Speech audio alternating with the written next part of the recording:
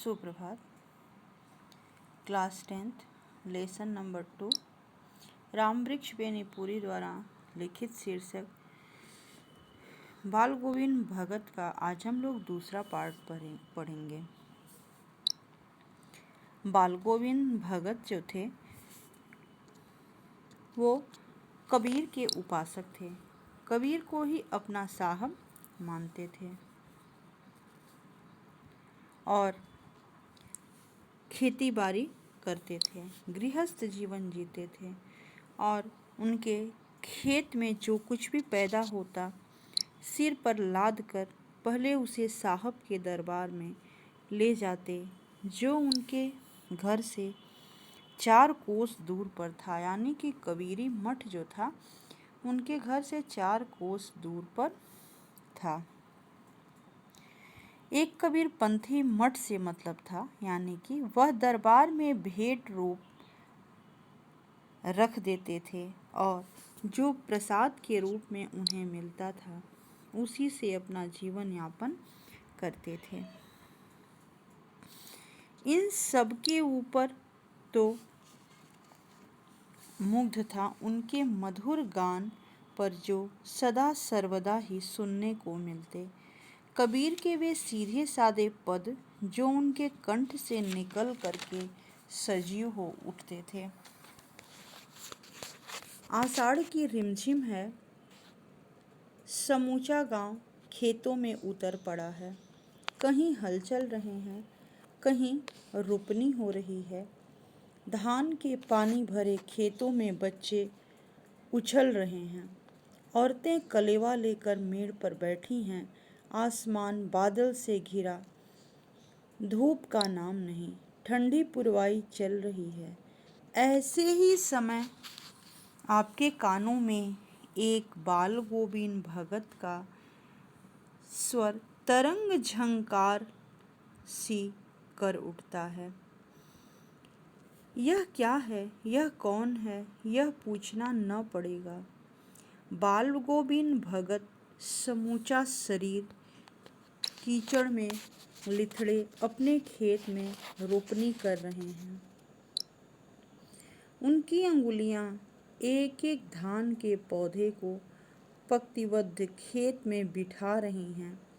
उनका कंठ एक एक शब्द को संगीत के जीने पर चढ़ाकर कुछ ऊपर स्वर्ग की ओर भेज रहा है और कुछ को पृथ्वी की मिट्टी पर खड़े लोगों के कानों की ओर। बच्चे खेलते हुए झूम उठते हैं। मेड़ पर खड़ी औरतों के होठ कांप उठते हैं। वे गुनगुनाने लगती हैं। हलवाहों के पैर ताल से उठने लगते हैं और रोपनी करने वालों की उंगलियां एक अजीब क्रम में चलने लगती हैं। बाल गोविंद भगत का यह संगीत है या जादू। भादों की वह अंधेरी अधरतिया, अभी थोड़ी ही देर पहले मूसलाधार वर्षा खत्म हुई है। बादलों की गरज, बिजली की तड़प में आपने कुछ नहीं सुना हो, किंतु अब झिल्ली की झंकार या दादुरों की टरटर बाल गोविंद भगत के संगीत को अपने कोलाहल में डुबो नहीं सकती। उनकी खजड़ी ढिमक ढिमक बज रही है और वे गा रहे हैं। गोदी में पियवा चमक उठे सखिया, चिहुक उठे ना। चिहुक उठती हैं। हाँ, पिया तो गोद में ही हैं, किंतु वह समझती हैं वह अकेली हैं और चमक उठती हैं, चिहुक उठती हैं। इस तरह के वो गाने गाते हैं। उसी भरे बादलों वाले भादों की आधी रात में उनका यह गाना अंधेरे में अकस्मात कौंध उठने वाली बिजली की तरह किसे न चौंका देता हो।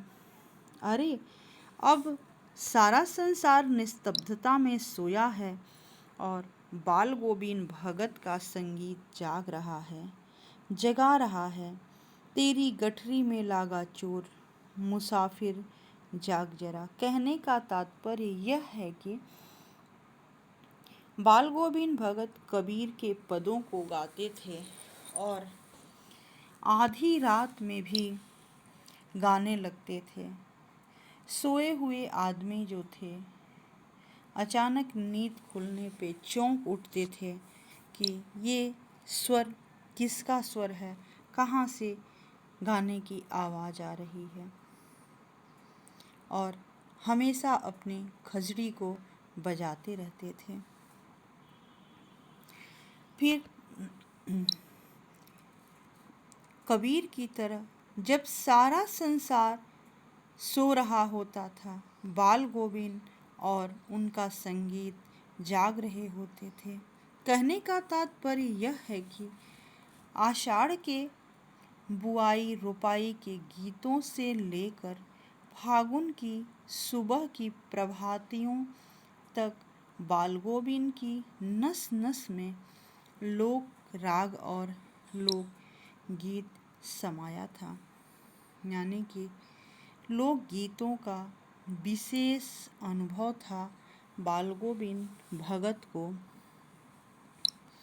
इतना ही नहीं, कार्तिक आता नहीं था कि बाल गोविंद भगत की प्रभातियाँ शुरू हुईं और ये फाल्गुन तक यानी कि होली के समय तक प्रभातियाँ चलती रहती थीं। जब ठंडी, जाड़े की ठंडी माघ की उस दांत किटकिटाने वाली भोर में भी उनका संगीत मुझे पोखरे पर ले गया। अभी आसमान के तारों के दीपक बुझे नहीं थे। हाँ, पूर्व में लोही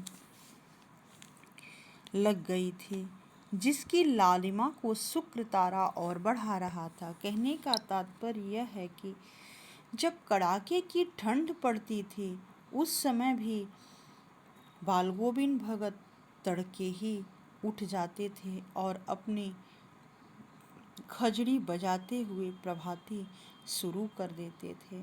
आगे का जो अंश है वो हम लोग कल पढ़ेंगे। धन्यवाद।